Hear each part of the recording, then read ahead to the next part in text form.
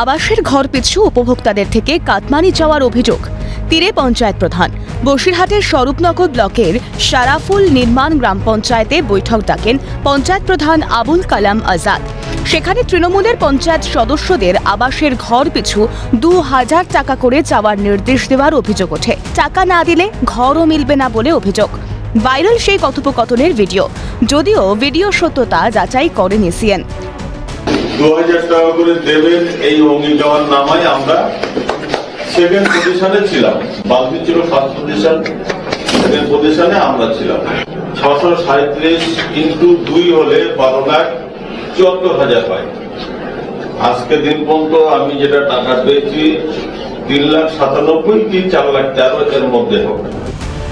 অভিযোগ অস্বীকার সারফুল নির্মাণ গ্রাম পঞ্চায়েতের প্রধান আবুল কালাম আজাদের।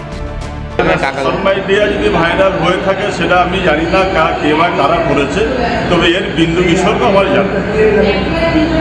এ তো আপনি বলছেন, আমি তো অবাক হয়ে যাচ্ছি। বিষয়টি খতিয়ে দেখে ব্যবস্থা নেওয়া হবে বলে আশ্বাস বনগাঁ সাংগঠনিক জেলার তৃণমূল সভাপতি। এটা যদি এই ঘটনা সত্যি হয়, ওর বিরুদ্ধে কড়া ব্যবস্থা নেওয়া হবে, একদম নিশ্চিত থাকুন।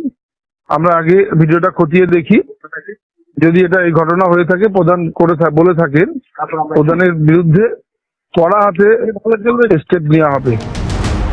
ঘটনার প্রতিবাদে বৃহত্তর আন্দোলনের হুঁশিয়ারি স্থানীয় বিজেপি নেতার।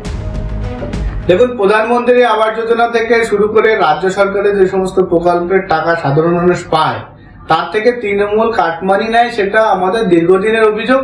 এটা লজ্জাজনক। ভারতীয় জনতা পার্টি বিষয়টাকে প্রতিবাদ জানাচ্ছে এবং এ নিয়ে আমরা একটা আন্দোলনে নামার কথা ভাবছি।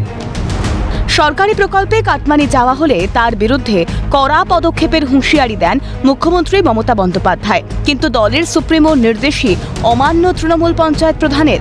কিন্তু সরকারি সুযোগ সুবিধা পেতে কেন দিতে হবে কাটমানি? উত্তর ২৪ পরগনা থেকে শামীম মোল্লার রিপোর্ট, ক্যালকাটা নিউজ।